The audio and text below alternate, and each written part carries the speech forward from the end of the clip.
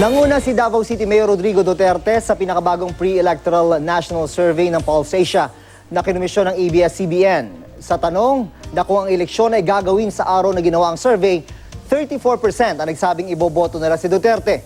22% naman ang mga respondent ang pumili kay Senadora Grace Poe, 19% kay Vice President Jajomar Binay, 18% kay dating DILG Secretary Mar Rojas, at 2% kay Senadora Miriam Defensor Santiago. May 0.1% na pumili sa pumanaw na kandidatong si Roy Sienieres. 5% naman ang wala pang napipili o hindi tumugon.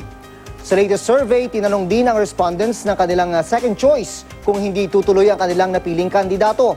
Sa pagkakataong ito, nanguna si Poe na nakakuha ng 32%, pumangalawa si Binay na nakakuha ng 17%. Pareho namang nasa ikatlong pwesto sina Rojas at Duterte na nakakuha ng 13%. 6% naman na nakuha ni Defensor Santiago. May 0.1% na pumili rin kay Sienieres. 19% ng mga respondent ang walang pangalawang alternative candidate. Isinagawa ang survey mula April 12 hanggang April 17 sa 4,000 rehistradong botante at may margin of error itong plus minus 1.5%.